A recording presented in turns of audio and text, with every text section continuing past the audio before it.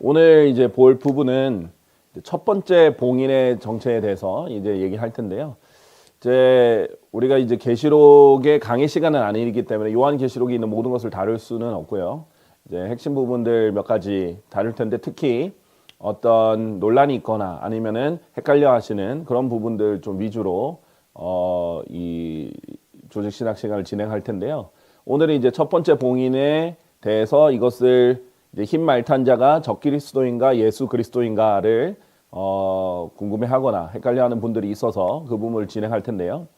이제 그 요한계시록 보면요, 1장은 개요라고 이제 보시면 되고, 이제 2장과 3장은 7 교회들이 구체적으로 나오고요.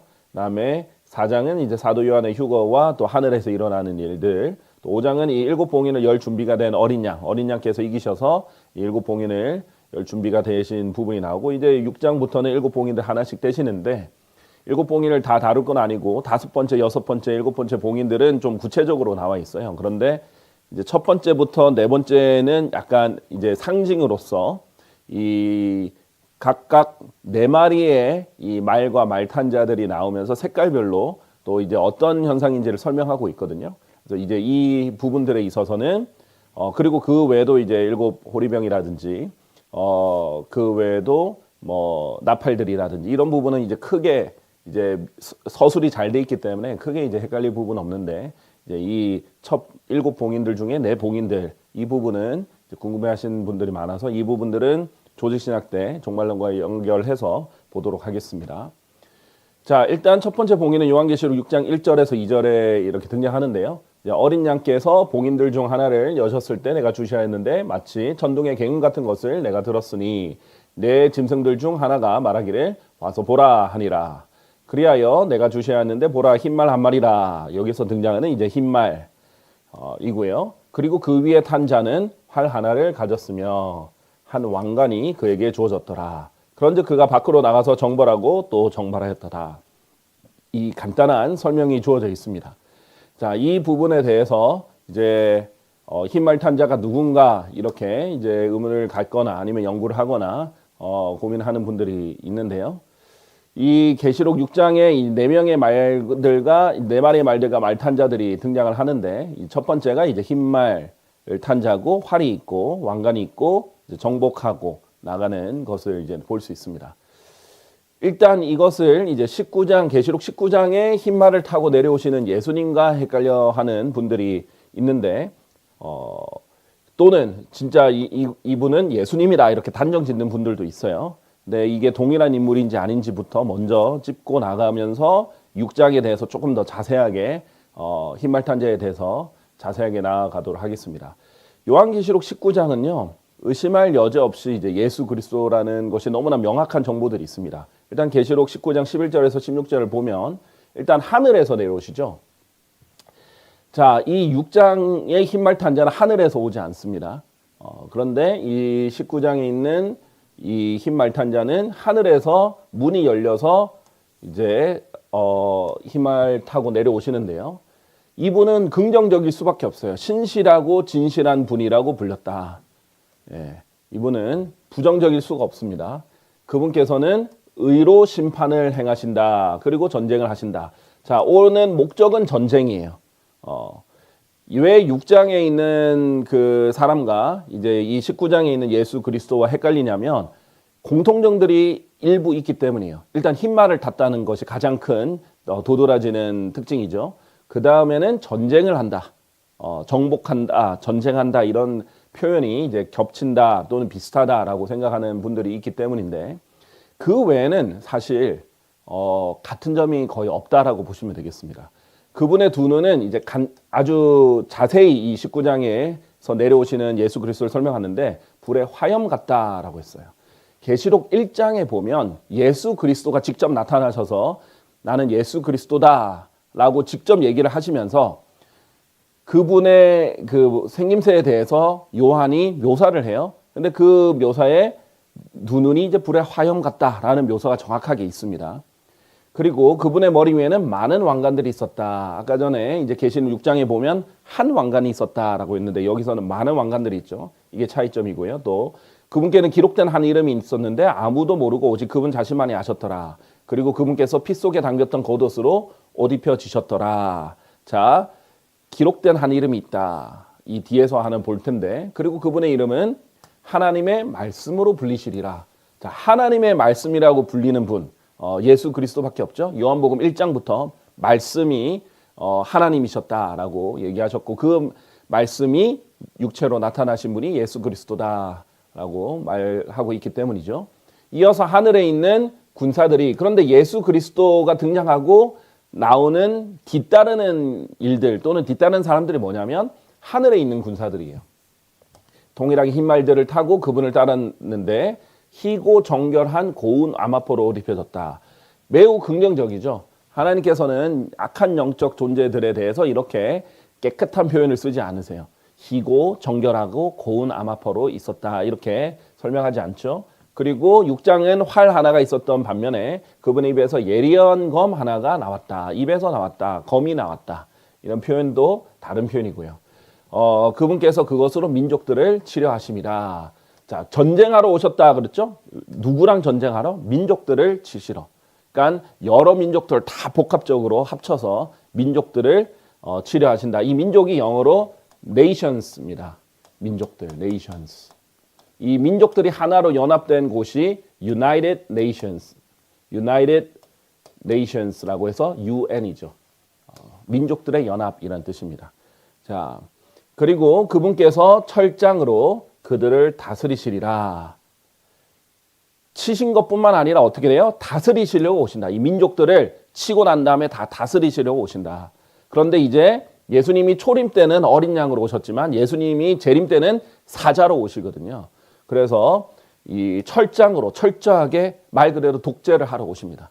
근데 의로운 독재, 정말 정당한 독재. 왜냐하면 예수 그리스도가 완벽한 왕인데 그걸 대체할 권력이 없어요. 그러니까 쭉 한 분이 절대 권력을 가지고 쭉 가면 세상에선 그걸 독재라고 보는 거죠. 그것이 나쁜 경우일 때는 나쁘게 쓰이지만은 예수님처럼 의로운 경우일 때는 오히려 의롭고 완벽하신 왕이 지속되는 것이 오히려 우리에게 좋은 거죠. 또한 그분께서 전능하신 하나님의 맹렬한 진노의 포도즙 틀을 밟으시리라. 예언서들에 보면은 하나님의 포도즙 틀을 하나님께서 직접 밟으신다 라는 표현들이 많이 있었던 것 예전 시간들에 배웠죠. 이것도 하나님일 수밖에 없다라는 거죠. 또 그 오셔서 민족들을 다 치리하시는 분도 예수 그리스도 메시아다라는 것이죠.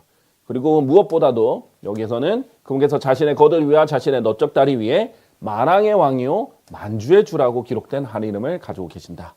자, 이 표현 또한 하나님께만 있는 표현입니다. 심지어 이제 킹제임 성경에서는 이걸 다 대문자로 강조를 해줬죠. 우리 성경에도 이제 대문자로 강조할 때는 슬라이드에서는 그냥 이 글씨체가 다 표기가 안 돼서 그렇지만 성경을 통해서 보면 이것이 다 그 일반체 말고 이 체를 뭐라고 하죠? 네, 도둠체로 이렇게 표현이 되어 있습니다.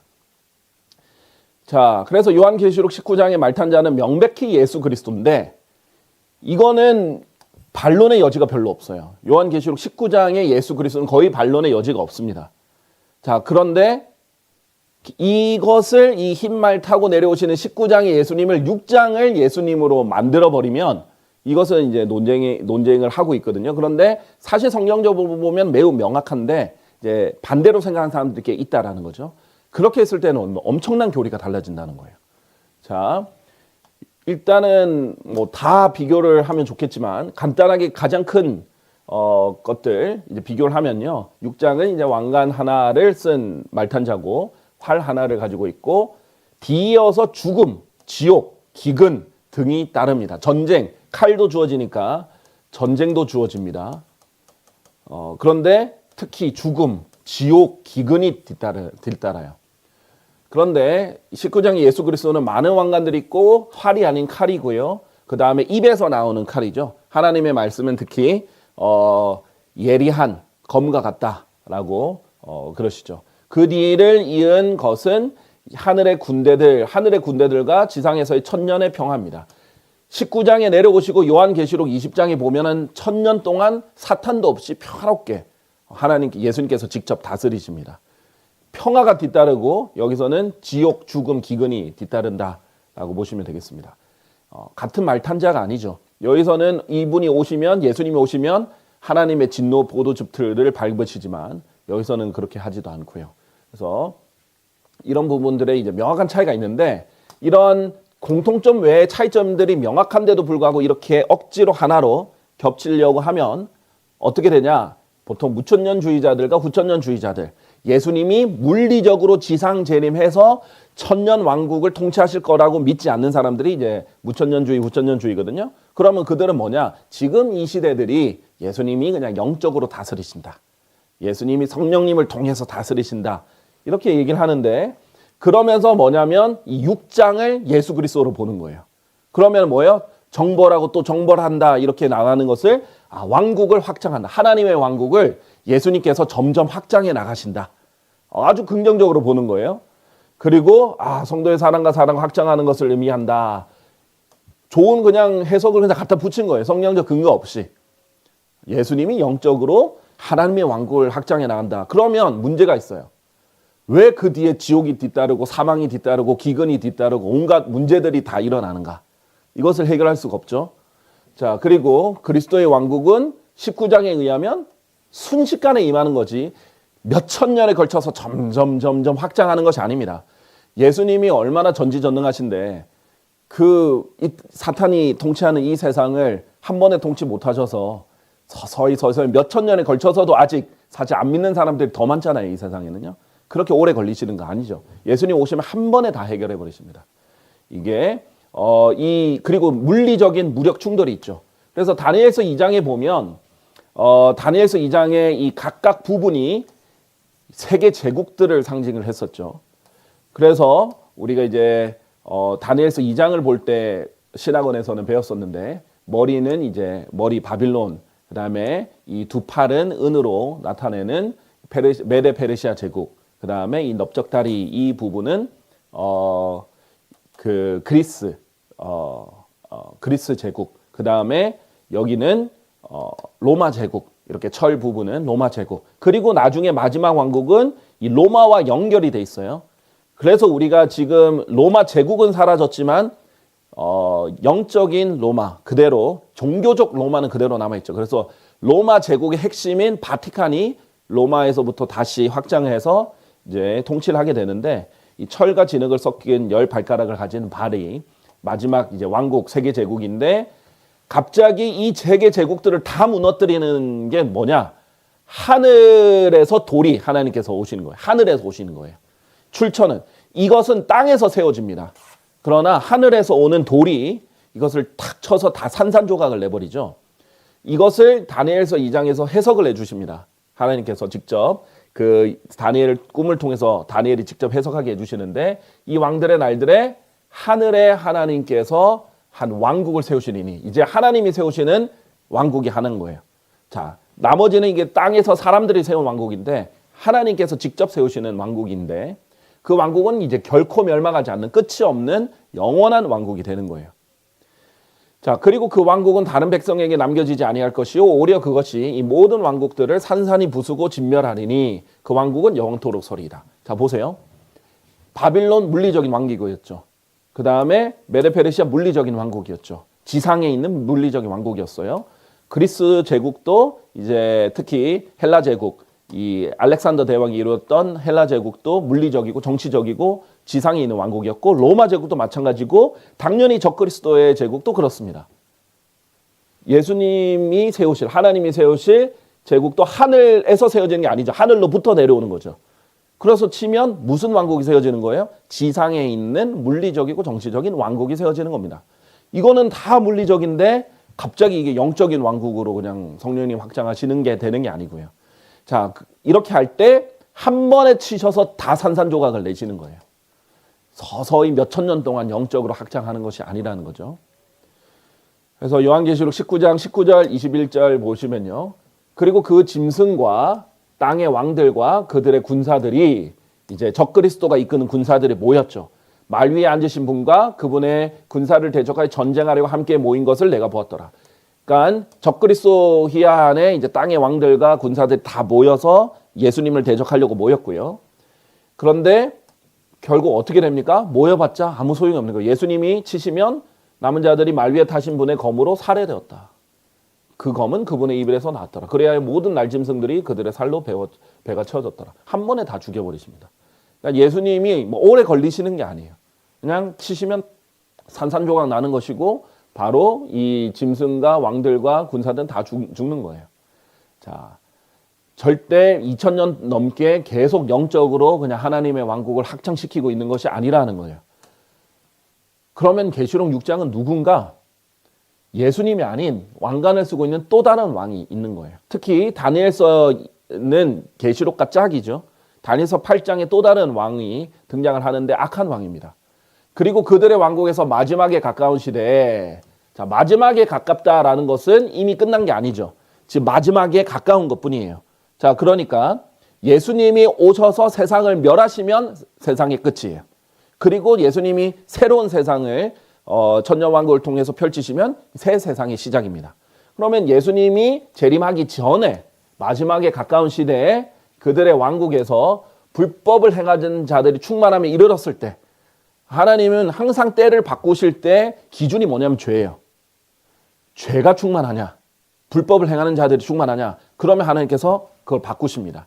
하나님께서 약속의 땅, 그 가나안 땅에 있는 민족들을 쓸어버리실 때도 그들의 죄악이 충만했기 때문에, 가득 찼기 때문에 바꾸시는 거고, 소돔과 고모라 치실 때도 그들의 죄가 충만했기 때문에, 이스라엘을 멸하셔서 지금 거의 2000년 동안 내버려 두실 때도 시작점은 그들이 스스로 자신들의 죄들을 채웠기 때문에, 이방인들이 충만함이 차기까지 차기까지 이제 계속 기회를 주시는 이유도 이방인들의 죄들이 충만할 때까지 하나님께서 기회를 어떤 선을 정해놓으시고 그 죄가 찼을 때 멸하시고 바꾸시는 거예요. 노아의 홍수 때도 그렇고 하나님의 심판의 기준이 그렇습니다.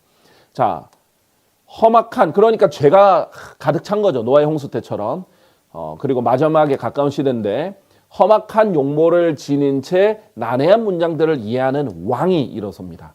그리고 그의 권세가 막강할 것이나 자신의 고유한 권세에 의한 것은 아니니라. 또 그는 기이할 정도로 멸망시킬 것이요 번영하며 악한 계략을 쓸 것이요. 예수님은 절대 아니겠죠. 예수님이 악한 계략을 쓰실 분이 아니니까. 그런데 악한 왕인 거예요.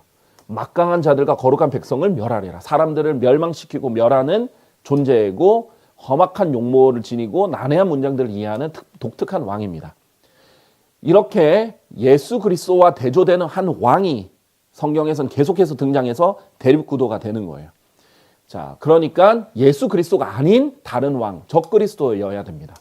이 적그리스도가 성경에 두 번째로 가장 많이 등장하는 인물로서 나타난다라고 했죠. 성경에 악인으로서 주연이에요.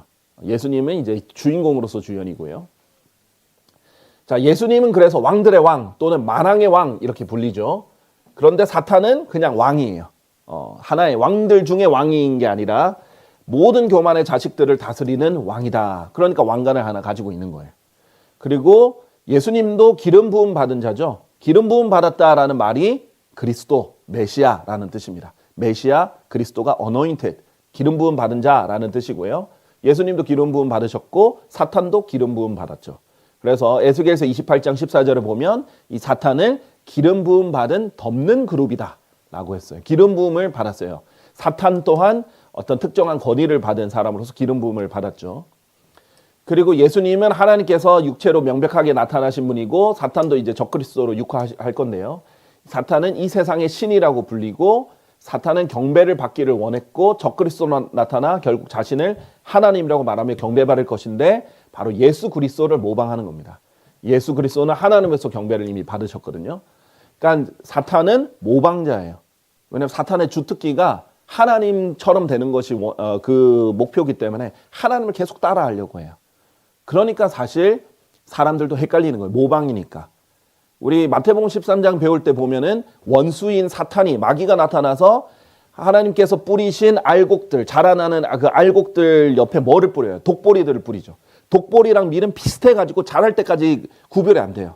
가라지가 아닙니다. 가라지는 처음부터 구분이 돼요. 어릴 때부터, 얼마 안 될 때부터. 그런데 독보리들, 그런데 그만큼 흡사하게 한다는 거죠.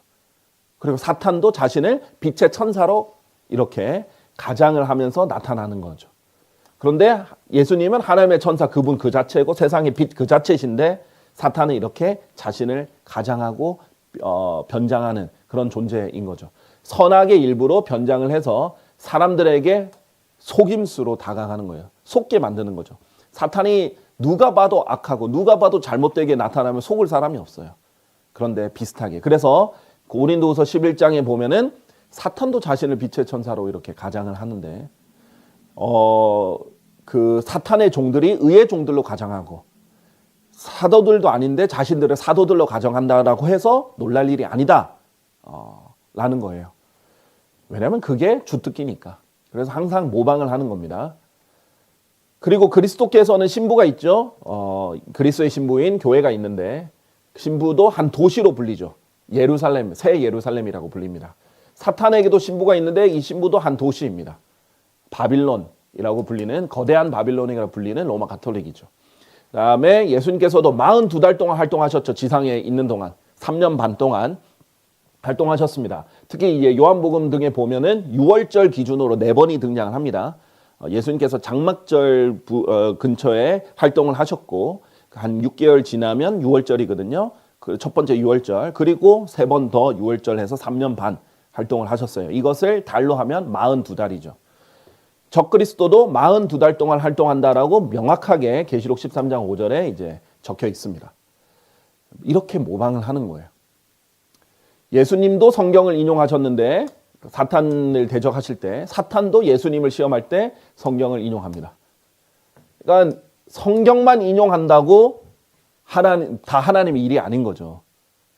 그러니까 너무 모방을 잘하고 너무 비슷하게 나타나서 정신 차리고 분별해서 바르게 나누지 않으면 적그리스도를 예수님이라고 착각하게 되는 거예요.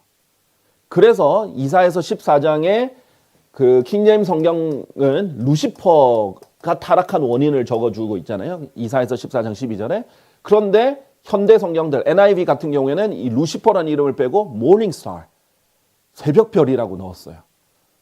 근데 그 새벽별은 요한계시록 19장과 22장에 보면 예수님의 이름이란 말이에요. 그러니까 실제로 신학원에서 NIV 쓰는 사람이 교수한테 질문한 적도 있는 거예요. 미국에서. 예수님이 언제 이렇게 타락하셨냐고. 왜냐하면 이 모닝스타, 새벽별이라고 돼 있으니까. 그런데 개혁 성경은 이걸 계명성이라고 했죠. 계명성이 새벽별이란 말이에요. 새벽별의 이 한자가 계명성입니다. 그러니까 사실상 사탄의 위치에 자꾸 예수 그리스도를 뒤바꿔서 넣는 일이 생기는 이유가 헷갈려서요. 바르게 나누는 것이 이렇게 중요한 겁니다. 분별을 잊어버리면요. 아무리 열심히 하고 아무리 사랑을 쏟아도 잘못된 대상한테 쏟을 수도 있는 것입니다. 자, 그래서 진리의 말씀 올바로 나누지 않으면 그들을 구별할 수 없다. 자, 그러면 이 흰말 탄자에 대해서 좀 더 자세히 보죠. 특징들이 있었죠. 이제 흰말, 그 다음에 한 왕관, 그 다음에 활. 활 모양 한번 잘 보세요. 나중에 이제 보여드릴 텐데. 이 부분들 이제 특징이었는데요. 일단 활이 특징입니다. 성경에서 이름이 언급된 이제 사냥꾼이 이제 활을 쓰잖아요. 사냥꾼. 이름이 언급된 사냥꾼은 2명뿐입니다. 에서와 님롯. 님롯이 제일 먼저 나오죠. 둘 다 하나님 입장에서는 악한 일장이죠. 하나님께서 에서를 증오하셨다라고까지 말합니다. 자, 왜냐하면 하나님께서 주신 영적 축복을 그냥 한 그릇 음식에 다 팔아 먹어버렸기 때문이죠. 님롯은 하나님을 대적해서 최초로 연합 왕국을 세워서 바벨탑을 쌓았던 사람입니다. 자, 둘 다 적그리스도의 예표예요. 자, 에서는요, 사냥꾼으로서 이제 활을 잘 쏘는 사람인데, 붉고 털옷같이 뒤덮인 이제 첫째, 솜씨 좋은 사냥꾼, 들사람, 이렇게 했어요. 자, 들사람 여기서도 마찬가지예요. 일단은 그 부분 일단 넘어갈게요. 그리고 야곱은 천막들 안에서 거하는 평범한 사람, 이렇게, 대비가 되죠. 성경에서는 야곱은 내가 사랑했으나 에서는 내가 증오하였다라고 하는데 에서가 이런 특별한 이제 특징이 있습니다. 나중에 이제 이 붉은 것도요. 이제 적그리스도와 관련이 있습니다. 나중에 설명할 시간이 될 것 같고요. 님롯은요. 바로 주 앞에서 막강한 사냥꾼 님롯과 같도다. 이 쿠시의 아들이거든요. 근데 이 쿠시는 누구의 자손이냐면 함의 자손이에요. 저주받은 함의 자손으로서 계열이 나왔습니다. 그래서 이게 긍정적인 말이 아니에요. 주 앞에서 막강한 사냥꾼이라서 아 좋구나가 아니에요. 주님 앞에서 주님을 대적하는 사냥꾼이에요. 그래서 그의 왕국의 시작은 신할 가운데 있는 바벨에서 왕국을 최초로 시작을 했는데 인간 왕국을 바벨에서 시작을 했고 바로 다음 장인 11장에 바벨탑의 주역이 됩니다. 그래서 이 님롯이 바알이 됩니다. 그래서 성경에서 그렇게 많이 등장하는 바알이 님롯을 우상숭배하면서 생긴 용어예요. 바알. 그래서 님롯을 태양신으로 만들어버리거든요. 바알이라는 뜻 자체가 털 많은 자, 그냥 우연이 아니겠죠. 활 쏘는 자, 우연이 아니겠죠. 사냥꾼으로서 말 타는 자라는 뜻을 가지고 있습니다. 히브리어로. 그래서 이 님롯을 형상한 것이다 라고 보시면 되겠고요. 이 부분에 대해서는 이제 뭐 두 개의 바빌론, 히슬롭의 두 개의 바빌론이라는 책을 보시면 자세히 잘 나와 있을 겁니다.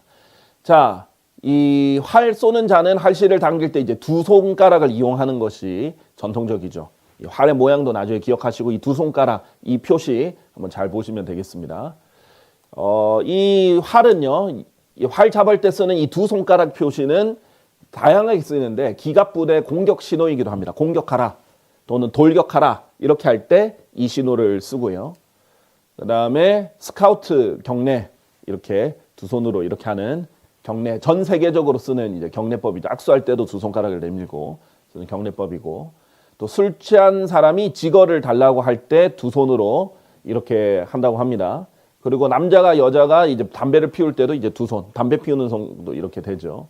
이 담배는 이제 욥기에 보면 리비아단, 사탄의 이제 본체인 리비아단을 설명할 때, 리바이어던을 설명할 때 이 코에서 연기가 나오고 입에서 불똥이 튀는 이 담배 피는 형상으로서 등장을 하고요. 그 다음에 이제 세계대전의 처칠 이제 V 표시, 이게 뭐냐면은 평화라는 뜻이거든요. 평화라는 말이 어디서 유래가 됐냐면 이 교황들의 사인입니다. 평화. 두 손가락을 내미는 이 표시인데 평화라는 뜻으로 계속 썼던 것입니다.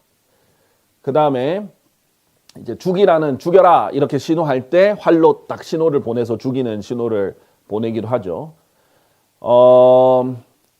다니엘서 8장에 보면 아까 그 8장에 있었던 그 적그리스도에 이어서 나옵니다. 그는 자신의 정책을 통해서도 술수를 자기 손 안에서 형통하게 할 것이며 그는 자기 마음속으로 스스로를 드높일 것이니 정치적으로 뛰어난 사람이에요. 평화를 써서 많은 이들을 멸하리라. 사람들을 명하는데 막 개파하게 뭐 개상하게 이렇게 멸하는 게 아니라 평화를 자꾸 이용해가지고 사람들을 멸한다라는 것이에요. 평화를 사용하기를 좋아하고 평화가 중요한 슬로건이 됩니다. 또 다니엘서 11장 21절에 이 비열한 인물도 이 적그리스도인데 그는 평화롭게 들어와서 아첨들로 그 왕국을 얻어낸다라고 돼 있어요.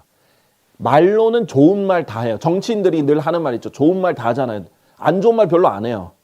좋은 말 다 하고 평화 얘기를 하는데 이제 사실 결과는 안 좋잖아요. 그래서 이런 비연한 인물로 등장을 합니다. 그리고 평화롭게 진입하고 평화롭게 정복하는, 평화를 사용한다라는 말이 적그리스도와 관련해서 자주 표현이 됩니다. 자, 이 활과 관련된 이 모습들 볼게요. 이제 교황들이 항상 가지고 다니는 게 있어요. 이런 휘어진 십자가입니다. 이것을 이렇게 항상 들고 다니는데 이 휘어진 모습이요, 이제 활의 모습과 이제 매우 닮아 있습니다. 활을 잡아 당길 때의 모습과 관련이 있는데, 우리가 잘 알다시피 어떤 형상도 하나님께서 만들지 말라고 했어요. 그런데 이제 이 형상을 항상 말달아서 십자가까지 만들어서 항상 들고 다니죠. 그런데 이것은 예수님이 가장 치욕적일 때예요. 예수님이 우리 대신 저주를 받으시고 저주 그 자체가 되셨고 나무에 달린 자는 저주를 받으리라는 하나님의 예언을 이루실 때예요. 그러니까 저주의 상징입니다. 십자가는. 십자가는 축복의 상징이 아니고 은혜의 상징이 아니에요. 십자가는 저주의 상징인데 예수님이 우리 대신 저주가 되신 장소예요.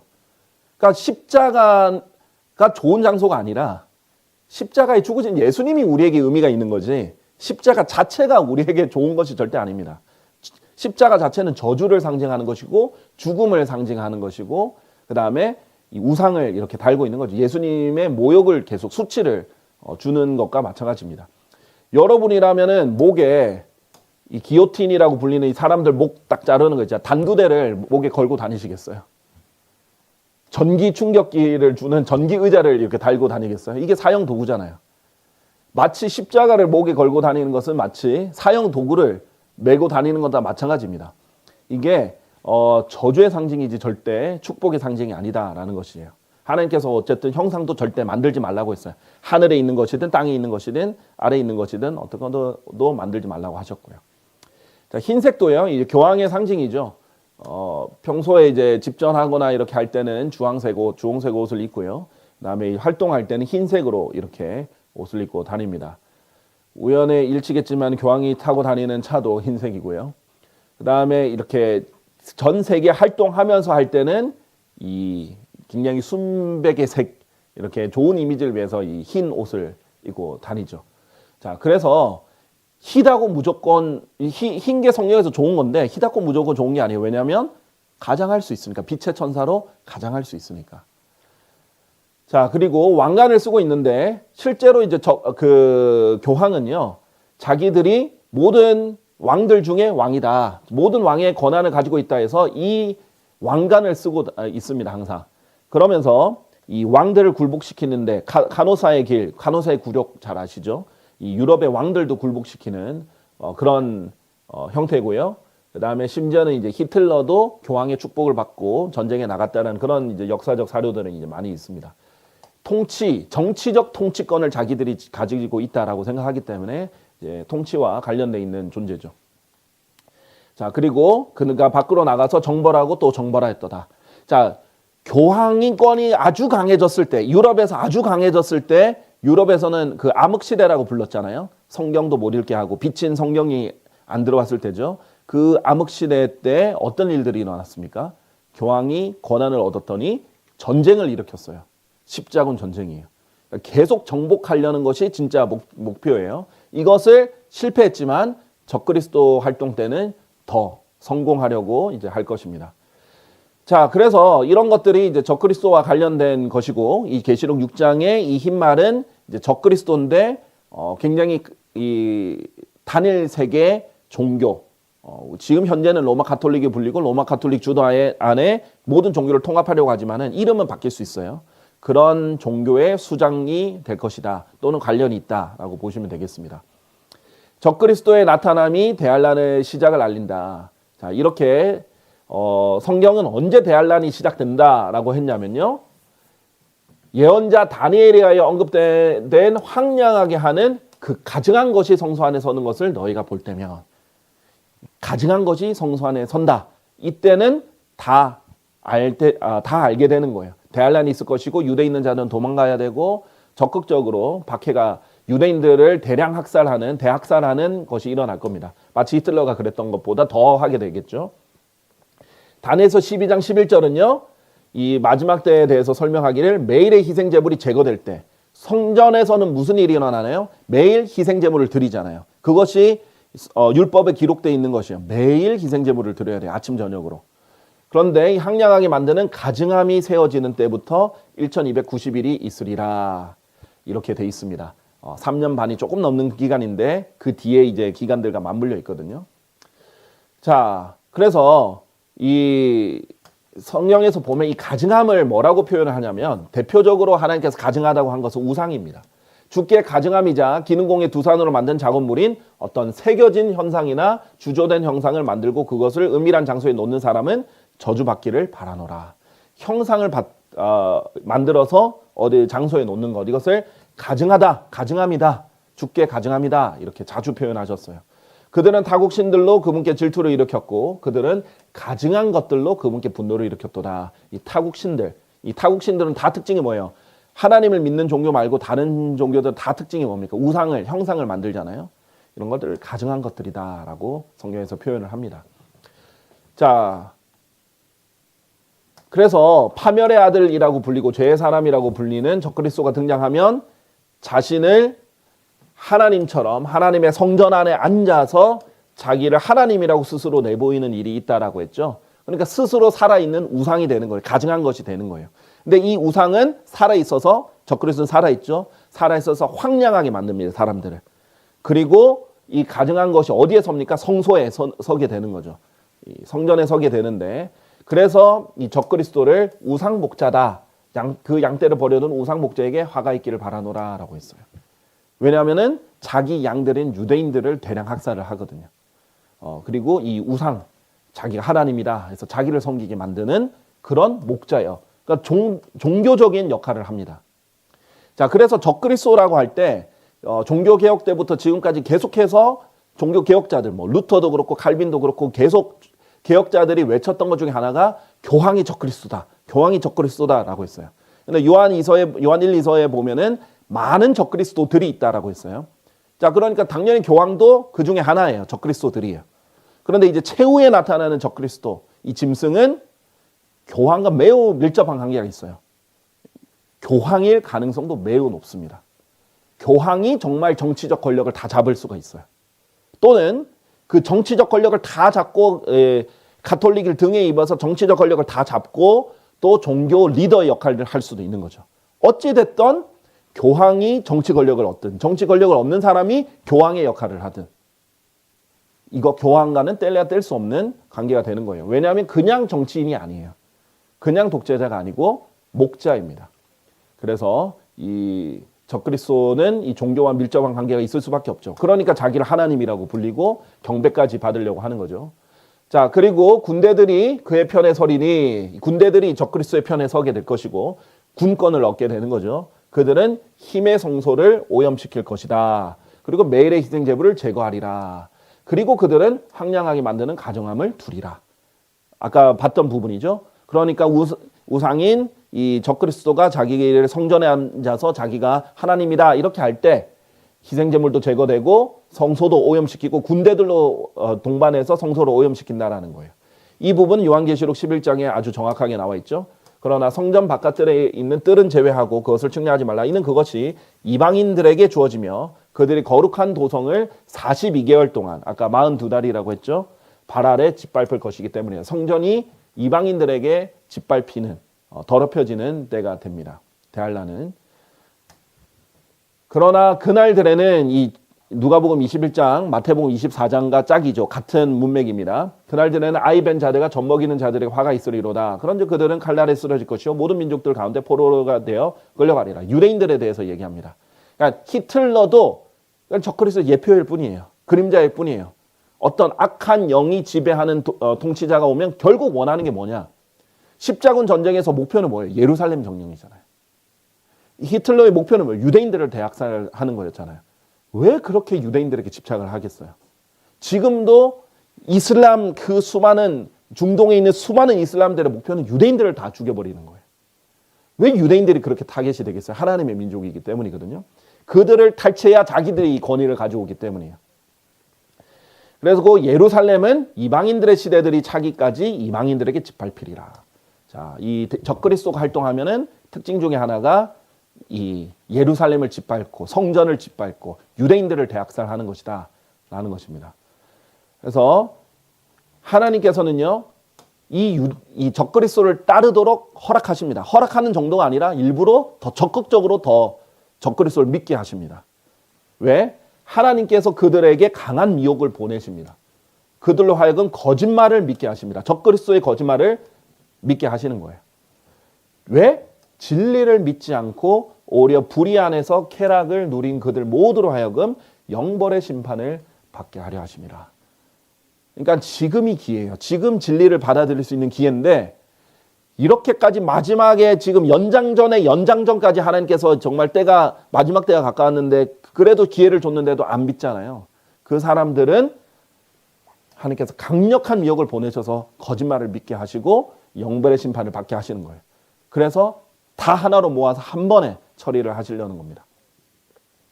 자, 유대인들은 지금까지 예수님을 이렇게 거절해 왔죠. 카이사라 외에는 우리에게 어떤 왕도 없나이다. 그 당시에 잘못된 왕을 받아들이고 오히려 그 피를 우리에게 돌려달라. 그렇게 하면서 유대인들은 거절을 했었죠. 그리고 이방인들은 그분께서 오신다는 약속이 어디 있느냐 하면서 지금 교회 시대에서 계속 예수님을 비방하고 조롱하고 있습니다. 그리스도를 결국 거절한 결과 대환란 때는 유대인이든 이방인들이든 예수 그리스도를 거절한 사람들 남게 되거든요.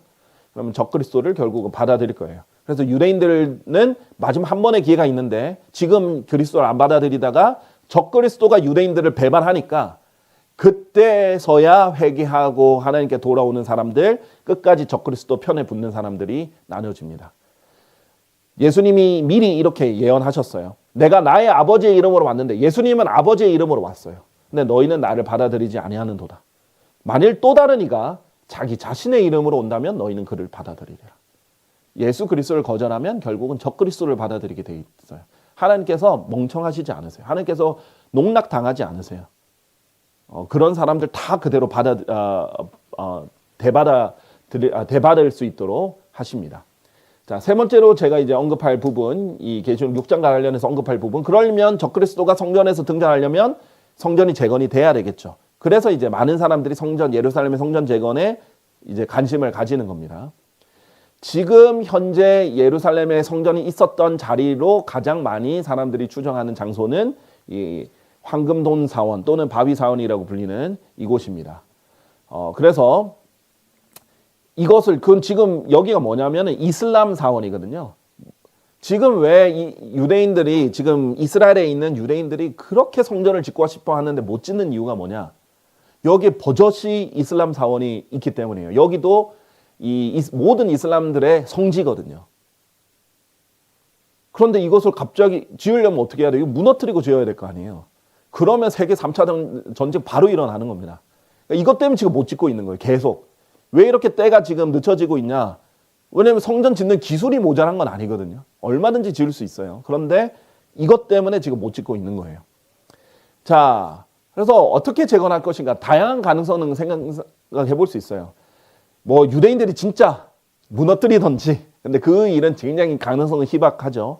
아니면 하나님께서 성전산에 있는 이슬람 사원을 허물어 주시든지, 예를 들면 지진이 거대하게 일어나서 거기에 지금 실질적인 통치권을 가지고 있는 이스라엘이 이 무너진 김에 이제 우리는 예루살렘을 재건해야겠다, 이렇게 할 수도 있는 것이고요.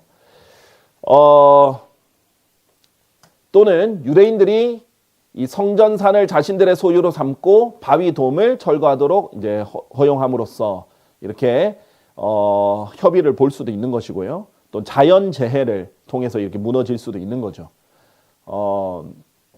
자, 또는 두 번째 가능성, 이것도 많은 사람들이 주목하고 있는 가능성이에요. 예루살렘의 다른 곳에 그것을 건설하는 것. 무슨 말이냐면 지금 여기 이제 성전산에 있는 이 바위돔 사원이 있는, 또는 황금동 사원이라고 불리는 여기를 전통적으로 이제 성전이 있었던 자리로 보고 있지만 여기가 아니라 다른 곳이다라고 보는 사람들이 있어요. 특히 이제 그 오마르 사원의 북쪽이나 남쪽으로 이제 제안을 하거나 또는 뭐 다양한 다른 장소들을 제안하는 사람들이 있습니다. 그러면 꼭 저 바위돔 사원을 무너뜨릴 필요 없이 그냥 근처에 지으면 되니까 이런 식으로 다른 곳에 그것을 건설하는 것도 뭐 하나의 옵션이 될 수 있겠죠. 또 하나는 이슬람 교도들과 교회 일치 사업에 참여함으로써, 무슨 말이냐면 연합할 수도 있습니다. 이게 이제 마지막 시대의 정신 아니겠어요? 다 통합해버리는 거. 어차피 대환란 때 지어지는 환란 성전은 예수님이 영광 받으시는 곳이 아니에요. 예수님이 오시면 다시 성전을 지으세요. 이게 천년왕국의 성전입니다. 그런데 대환란 성전은 어차피 예수님을 위한 곳이 아니기 때문에 어쨌든 이 사람들이 자기들은 성전이라고 하지만 아주 성경적일 필요가 없을 수도 있어요. 그러면 이 이슬람 교도들과 이 연합을 할 수도 있죠. 교회 통합처럼 해서 참여할 수도 있는데, 왜 그러냐면 다니엘서에 보면 적그리스도가 한 주간 동안 많은 이들과 언약을 확고하게 한다는 거예요. 여기서 한 주는 7년입니다. 그리고 그 주의 중간에, 이제 중간이니까 3년 반이 되는 거죠. 그가 희생제물과 헌난물을 중단시키리라. 자, 그러니까 적그리스도가 이제 7년 환란기의 초반에 이제 언약을 맺음으로써 이제 등장을 하고 이제 자기가 이제 권력을 얻다가 마지막에는, 그래서 이제 이슬람과 유대교, 기독교 다 화합을 시키는 듯 하다가 마지막에 유대인들만 탁 배신을 해가지고 깨버리는 거죠. 자, 혹은 이제 어떤 사람은 이제 이 환란기 자체가 7년이 아니라라고 생각하는 사람도 있는데 일단은 그 근거는 뭐 조금 논란의 여지가 있어서 정통적으로 보는 것이 가장 정확하죠. 자, 일단은 이런 식으로 언약을 맺는 적그리스도를 따르는 사람들이 있기 때문에 평화 조약에 참여해서 통합을 할 수도 있다. 그런 가능성도 있습니다.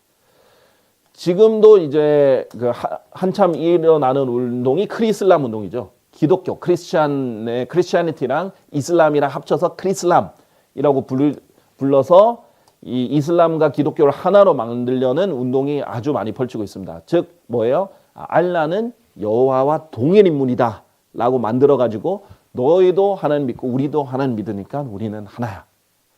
너무나 많은 것들이 다르고 경전도 다르고 하나님 말씀도 다른데 그런 식으로 하나로 묶으려는 거죠. 예수 그리스도의 신성을 절대 인정하지 않는 이 이슬람과 하나로 뭉치려는 거. 왜? 사람은 정치적으로 계산하려면은 세력만 연합하면은 무슨 이유에 들든지 하는 거예요. 사실은 여호와의 정의보다 훨씬 더한 우리가 절대 하나로 할 수도 없는 것이 이슬람이거든요. 그런데 그냥 하나로 합쳐버리려는 거예요. 근데 여기에 이제 유대교도 하나로 합치려는 운동이 함께 있는 것입니다. 자, 뭐 성전연구소에 이제 따르면 뭐 제사장들의 훈련, 동물제사법, 뭐 제사장 의복, 그릇, 뭐 기물 이런 것들은 다 준비가 된 거예요. 그냥 사실 이 재료, 건축 재료들 이런 것도 다 준비가 돼 있어요. 신호만 하면 얼마든지 지을 준비가 돼 있어요. 뭐 대환란이 되면서 지진으로 환란기 때 지진으로 무너져서 다시 짓든지 바로. 왜냐하면 7년 대환란기 때 성전이 이미 지어져 있을 필요가 없어요. 많은 분들이 이제 생각하는 게 성전이 우리가 지어지면 휴거가 되지 않을까라고 기대하는 분이 있어요. 근데 그럴 필요는 없습니다. 물론 우리가 휴거되기 전에 성전이 지어질 수도 있겠죠. 그런데 휴거되고 나서 대환란 전에만 3년 반의 대환란 전에만 지어지면 되는 거예요. 그러니까 꼭 이 환란기 전에 7년 환란기 전에 지어질 필요는 없습니다. 교회 휴거 전에. 그래서 얼마든지 준비가 되어 있으니까 사실 뭐 지금 휴거돼도 이상한 건 전혀 없다라는 거예요. 그리고 또 하나의 힌트는 뭐냐면 성경에 따르면 성막 또한 성전이라고 불린다라는 거예요. 성막 또한 성전이라고 불려요. 사무엘상 3장은요. 사무엘이 아직 어릴 때 얘기하는 겁니다. 그때는 아직 다윗 왕이 등장하기도 전이에요. 사무엘이 이 성전에서 섬겼잖아요. 그런데 이 성막에서 섬길 때 이것을 성전이라고 합니다. 하나님의 법궤가 있던 주의 성전 안에서 아직 하나님의 등불이 꺼지기 전에 사물이 자리고 이어져 있었다. 이렇게 되어 있습니다. 자, 하나님께서는 성막도 성전이라고 부르는 구절들이 있어요. 그러니까 심지어는 건축을 할 필요 없이 이렇게 조립형으로도 성전을 만들 수 있어요. 성막을 만들면 되는 거니까. 원래 하나님은 성막을 만드신 거거든요. 만들라고 하셨고 성전은 만들라고 하나님이 지시하신 게 아니에요. 다윗이 너무 하나님을 사랑해서 하나님을 위해서 집을 만들어 드리고 싶은 마음을 허락하신 거죠. 자, 그러니까 모든 희생 제물과 이런 것들을 하려면 사실 성막만 있어도 충분하거든요. 자, 그래서 얼마든지 성전은 건축이 꼭 돼야 휴거되는 게 아니라 얼마든지 쉽게 빨리 만들어질 수 있는 상황이다라는 것을 말씀드립니다. 자, 결과적으로 그렇습니다. 결론은 그러한 이유로 이와 같이 너희가 이 모든 것들을 볼 때면 그것이 가까이 곧 문들 앞에 있음을 너희가 아느니라. 자, 마태복음 24장에 예수님이 하신 말씀인데 우리가 여러 가지 상황을 봤을 때 우리 특히 이스라엘이 회복된 것만 봐도 회복되고 지금 여러 시간이 흘렀죠. 여러 가지 상황을 봤을 때 우리는 지금 정말 마지막 시대에 살고 있는데 우리는 이 적그리스도와 예수 그리스도를 잘 분별하고 성경을 잘 나눠서 우리가 잘못된 교리를 받아들이지 않고 예수님을 올바로 기다려야겠다라고 이제 말씀을 드리면서 강의를 일단 마치도록 하겠습니다. 감사합니다.